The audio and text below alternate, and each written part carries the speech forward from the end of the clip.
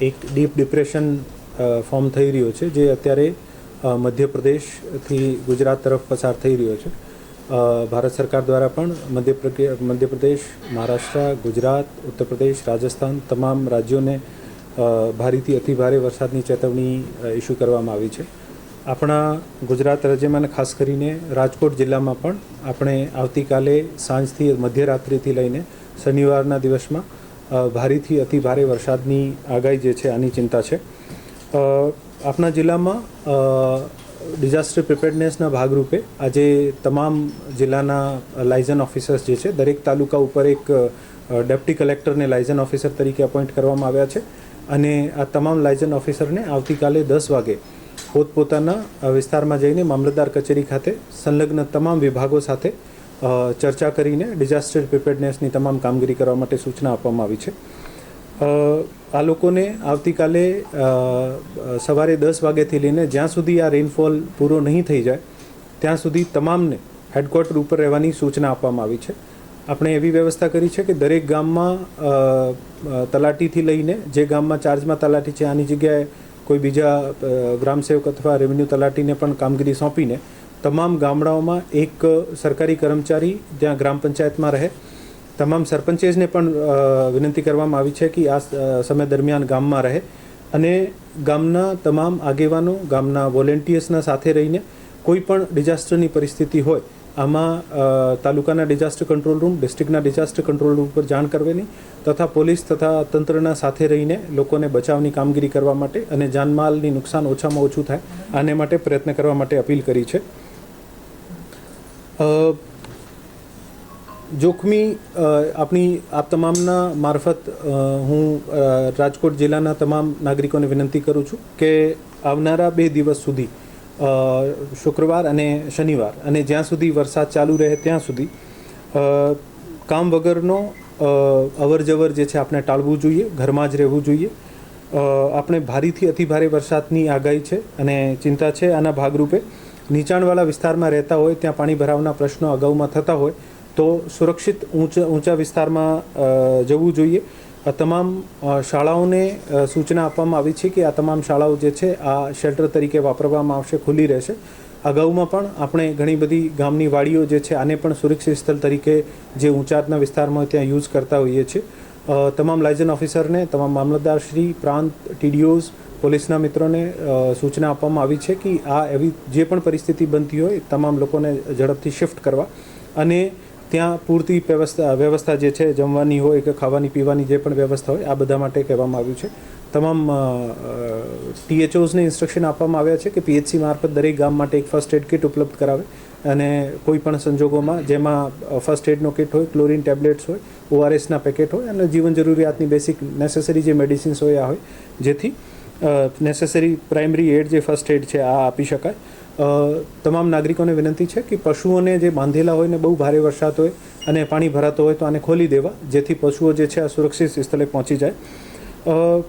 પાણીવાળા વિસ્તારમાં અને ખાસ કરીને આ આપણે સમયમાં જોતા હોઈએ છીએ કે અમુક માણસો મનોરંજન માટે જ્યાં પાણી ભરાવતી હોય ને ત્યાં મનોરંજન માટે અથવા નાહવા તરવા માટે જતા હોય છે. વિનંતી કરું છું કે આ 2 દિવસ સુધી આપણે ટાળીએ. પાસ્ટમાં પણ એવા ઘણા બધા બનાવ બન્યા છે. આપણે નથી એન્ટિસિપેટ કરી શકતા કે ખરેખર આ બહાર નીકળો છો પછી કેટલું વરસાદ આવવાનું છે, જેથી ડૂબવાની શક્યતા રહે છે. આ બધી એક્ટિવિટીઝ ટાળવી જોઈએ. જે પણ રોડ ઉપર ઓવરટોપિંગ થઈ રહ્યો છે આ ઓવરટોપિંગના રોડ ઉપર પસાર નહીં કરવું અને આપણું વ્હીકલ્સ રોકી દેવાનું. નજદીકી મામલતદાર કચેરી હોય, પોલીસ સ્ટેશન હોય અથવા ગામની વાડી હોય, શાળા હોય ત્યાં જઈને આશ્રય લઈ લેવું અને જ્યાં પાણી ઉતરે પછી જ આપણે જે નેક્સ્ટ ડેસ્ટિનેશન ઉપર જવાનું છે. પોલીસને, હોમગાર્ડને ખાસ સૂચના આપવામાં આવી છે કે એવા તમામ ઓવરટોપિંગવાળા વિસ્તાર છે ત્યાં આ આદેશોનું સખ્તાઈથી પાલન કરે અને કોઈ પણ માણસને આમાં એન્ટર નહીં થવા દે. વીજ પુરવઠો આપણે તમામ સેન્સિટિવ જગ્યાઓ ઉપર, હોસ્પિટલ્સ હોય, ડિઝાસ્ટર કંટ્રોલ રૂમ્સ હોય, આ તમામ ઉપર સતત પૂરો પાડવાનું PGVCLને વિનંતી કરવામાં આવી છે. સાથે સાથે તમામ નાગરિકોને પણ વિનંતી કરું છું કે આ સમયમાં કરંટ લાગવાના પ્રશ્નો પણ રહેતા હોય છે, જેથી આપણે વીજળીના થાંભલા વગેરે છે આનાથી દૂર રહીએ. ઘરમાં કોઈ પણ સગર્ભા હોય અથવા બીમાર વ્યક્તિ હોય અને સગર્ભા જેની આવનારા 2-4 દિવસમાં ડિલિવરી હોય તો લોકલ PHCની ટીમ, સબ સેન્ટરની ટીમ સાથે ચર્ચા કરીને અને તાત્કાલિક આપણે અત્યારે પણ સુરક્ષિત હોસ્પિટલ અથવા વધારે કોમ્પ્લિકેટેડ હોય, સિઝેરિયન કરવાની જરૂર હોય તો ડિસ્ટ્રિક્ટ લેવલના હોસ્પિટલ, આયુષ્માન કાર્ડ હોય તો પ્રાઇવેટ હોસ્પિટલ જે આયુષ્માન કાર્ડનો લાભ આપતું હોય તે એડમિટ કરાવી દેવાના, જેથી છેલ્લી ઘડીએ પાણી ભરાવના કે એવા પ્રશ્નો થાય તો પછી આને ટ્રાન્સપોર્ટેશનમાં ઇસ્યુ નહીં આવે. આપને વિનંતી છે કે આપણું જે ડિઝાસ્ટર કંટ્રોલ રૂમ જે છે, આનો નંબર જે છે આ પોળી માત્રામાં બધાને પ્રસાર કરવામાં આવે. આપણું ડિઝાસ્ટર કંટ્રોલ રૂમનો નંબર છે 1077 અને બીજો નંબર છે 0281 247 1573. આપણા જિલ્લામાં SDRFની ટીમ, તમામ નગરપાલિકાઓ અને કોર્પોરેશનના પણ જે ફાયરના જવાનો છે આને પણ અલર્ટ માટે રહેવા માટે સૂચના આપવામાં આવી છે. આપણી પાસે એક DO કચેરી ખાતે એક ફાઇબર બોટ ઉપલબ્ધ છે. મહાનગરપાલિકા પાસે 11 ટ્રોલી માઉન્ટેડ ફાઇબર બોટ છે. નગરપાલિકા ગોંડલ પાસે એક ફાઇબર બોટ છે. SDRF ઘંટેશ્વર પાસે પણ 2 ફાઇબર બોટ છે અને નગરપાલિકા જેતપુર પાસે ફાઇબર બોટ છે. આ તમામ ફાઇબર બોટ્સને પણ જે પાણીનો ભરાવ થઈ જાય તો રેસ્ક્યુ માટે અને સૂચના આપવામાં આવી છે. બાકી તમામને આપના મારફત હું વિનંતી કરું છું કે એવી કોઈ પણ પરિસ્થિતિ લાગતી હોય કે આપને બચાવની જરૂરત છે અને આપને લાગતું હોય કે જાન અથવા માલની જોખમની ચિંતા છે તો ચોક્કસપણે તાલુકાના ડિઝાસ્ટર કંટ્રોલ રૂમ અને ડિસ્ટ્રિક્ટના ડિઝાસ્ટર કંટ્રોલ રૂમ જે છે આના ઉપર સંપર્ક કરો. તાલુકા ડિઝાસ્ટર કંટ્રોલ રૂમની જે લિસ્ટ છે આનું સરનામું અને વિગતો જે છે આપને ઝડપથી પૂરી પાડવામાં આવે. અમે એવું અપેક્ષા રાખીએ છીએ કે અત્યારે જે પણ ડિફરન્ટ સેટેલાઇટ ડેટા છે આના મુજબ 1 તારીખ સુધી આ વરસાદ જે છે આ પછી ધીમો પડી જવાનું છે. બાકી પણ જેમ આ ડીપ ડિપ્રેશન જેવી રીતે આગળ ફોલો કરશે એવી રીતે નિર્ણય લેવામાં આવશે.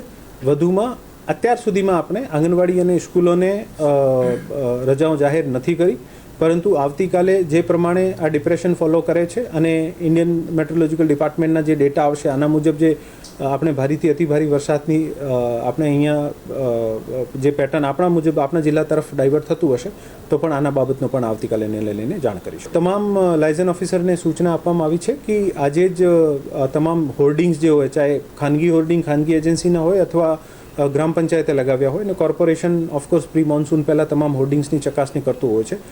ન સિર્ફ હોર્ડિંગ, જે કાચા ઘરો છે, જર્જરિત ઇમારતો છે, જૂના વૃક્ષો છે જેને જોઈને લાગતું હોય આ તમામને ટ્રીમિંગ કરવાની પણ સૂચના આપી છે. જોખમી હોર્ડિંગને દૂર કરવાની પણ સૂચના આપી છે અને સાથે સાથે નગરજનોને, ગ્રામજનોને પણ અપીલ કરીએ છીએ કે એવા કોઈ પણ સ્થળ હોય જ્યાંથી આને પડવાથી આપને જોખમ થતો હોય તો આનાથી દૂર રહીએ. ડેમ સાઇટ ઉપર તમામ જે પણ ડેમના રાઉન્ડ ધ ક્લોક ડ્યુટી આપેલી છે અને જ્યાં સુધી આ પરિસ્થિતિનું નિવારણ નહીં થઈ જાય ત્યાં સુધી સતતપણે ડેમ ઉપર રહેવામાં જાણ કરવામાં આવે છે. સાથે સાથે જ્યારે પણ પાણી છોડે તો સંબંધિત તાલુકાના ડિઝાસ્ટર કંટ્રોલ રૂમમાં જાણ કરીને આ નીચાણવાળા વિસ્તારમાં જે પણ ગ્રામજનો છે ત્યાં સુધી માહિતી પસાર કરવાની અને આ લોકોને મોબિલાઇઝ કરાવવાનું જરૂર પડે તો આ તમામ સૂચના આપવામાં આવી છે. રાજકોટ જિલ્લામાં લગભગ 170થી 180 ગામો જે છે આ આપણે નીચાણવાળા વિસ્તારો તરીકે આઈડેન્ટિફાઈ કરેલા છે.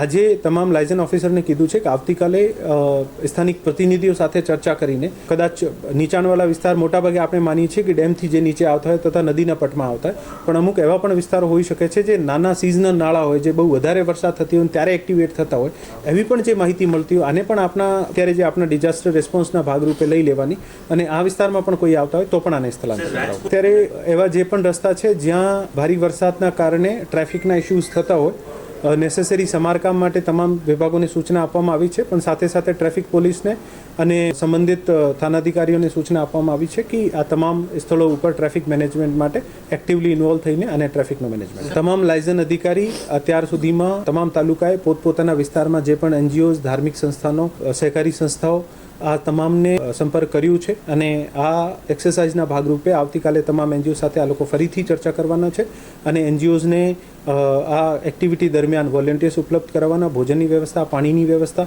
માણસોને માર્ગદર્શન કરવાની અને હેલ્પ કરવાની વ્યવસ્થા માટે પણ આવતીકાલે આને બધાને ઇન્વોલ્વ કરવાની. આપણે અહીંયાની જે NDRFની ટીમ છે આ નવસારી ખાતે મોકલવામાં આવી છે અને SDRFની ટીમ અહીંયા છે. રાજ્ય સરકાર સાથે અમે સતત સંપર્કમાં છીએ અને ખરેખર જે સાઉથ ગુજરાતમાં રેનફોલનો પેટર્ન શું રહે છે અથવા આપણા અહીંયા રેનફોલનો પેટર્ન શું રહે છે આ બધા તમામનો નિર્ણય કરીને પછી જરૂર પડશે તો NDRFની ટીમો પણ મોબિલાઇઝ કરવામાં આવશે. સાથે સાથે અમે આર્મી અને બીજા ફોર્सेस સાથે પણ સંપર્કમાં છીએ. કોઈ પણ રીતે એવી કોઈ પણ સંજોગો ઉત્પન્ન થશે તો તમામની મદદ લેવામાં આવશે.